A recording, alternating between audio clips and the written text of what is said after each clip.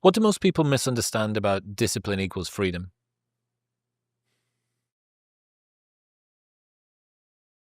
Um, I don't know. I think it was pretty simple to understand. I agree, but it's with simplicity comes an awful lot of opportunity for people to. Yeah. I guess there's always people that, as they're trying to fish for a contrarian thing to say, which I think you kind of have to fish for it. I think you have to work for it to get with that statement. But, oh, there's such a thing as too much discipline. And if you have so much discipline in your life, then you won't be enjoying your life. And cool. Yep. If you are so disciplined that you never go out and you never eat a pizza, cool. You might be bummed out. Yep. You can go too far with it. Mhm. But generally speaking, if you have an occasional pizza because they taste really good and once a month or whatever, you go down to the pizza place and you get a pizza, cool. Good for you. That's going to be awesome. And that's the reward for freedom. But I think it's pretty straightforward. And I guess if I was to fish a little bit more, I would say that the idea that discipline is natural or it's Innate. Yeah. And actually my middle daughter, who's a jiu-jitsu player, she was actually speaking the other day. And one of the things that she said was she was speaking about discipline. And she said, I was training. My dad and I, we went to the gym the other day and we were both training, and I was training with, the guys that I train with, and she was training with the people she trains with. And it's a Sunday and we're training. We're both like really tired when we're done, and we get done and we're kind of sitting up on the mats and we're talking. And I look at her and I said, not one part of me wanted to come train today. Like 0% of me wanted to come train today. And I'm so glad I came and trained, because, you always feel great when you get done training. But so my daughter went and spoke to this group and she said, my dad, Mr. Discipline, who's been on this path for however many decades, my dad didn't want to train. And he had to go, hey, doesn't matter whether you want to do it or not, you got to have the discipline, go do it. And he did, and he got done with it. So, and I think that's a good thing to remember, that discipline isn't just, oh, this person is, quote, more disciplined than this other person. It's like, no, this person is choosing discipline, this person is not. That's the way it is. Mm-hmm. So I think that's an important thing to remember. You have the option of being disciplined. You don't have the option of being born 6'4", right? You don't have that option. You either are or you're not. But you do have the option of choosing discipline or not. So discipline, not necessarily something that you're born with? I don't think so at all. I think maybe there's some small percentage of it.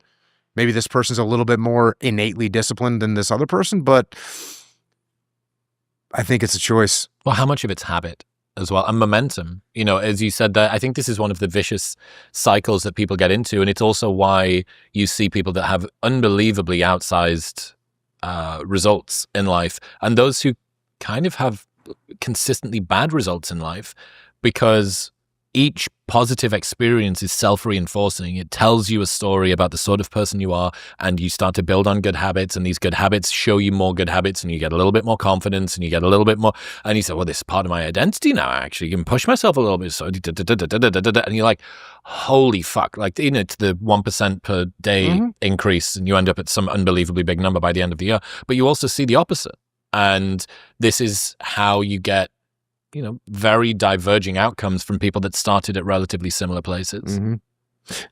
Certainly. And this is something that I've said for a while, and is discipline begets discipline, right? If you make a bad decision in the morning and you decide you're not going to get out of bed, you decide you're not going to work out, when you get to the office, the donuts are that much more tempting and you're probably going to eat one. Whereas if you woke up early, you worked out, you got a little bit of work done before you even showed up to work, you show up to work and now there's donuts, you're like, I don't need those right now. You just make better decisions. And are you on the front foot today or on the back foot today? Yeah, exactly. And yeah, the compounding thing for sure. And you make one good little decision that leads to another good little opportunity. And I'm sure you have friends like this too. I have friends that made just small decision after small bad decision after small bad decision, and they end up in terrible, terrible places. Yeah. Which is awful to see. An interesting pivot on the make one good decision begets another good decision is when you've got a difficult conversation to have. My friend Alex says, the life that you want is on the other side of the difficult conversations you're unprepared to have. And he uses this analogy of when, you work up to it for ages and the stress and you're in the Humvee, metaphorically driving up to the conversation, and you finally do it and you go, oh, I feel amazing. And then immediately, like a psychopath, like a serial killer, you look around and you go, what other bad conversations can I have?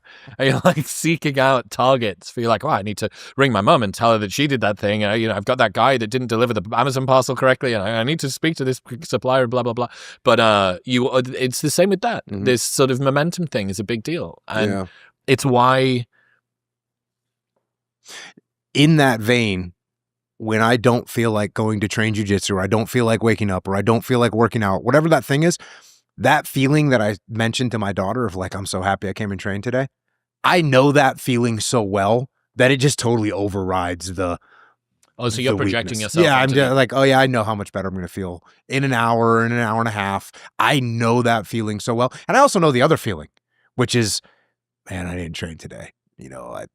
It was Sunday and I decided I needed a day off. It's like, no, train.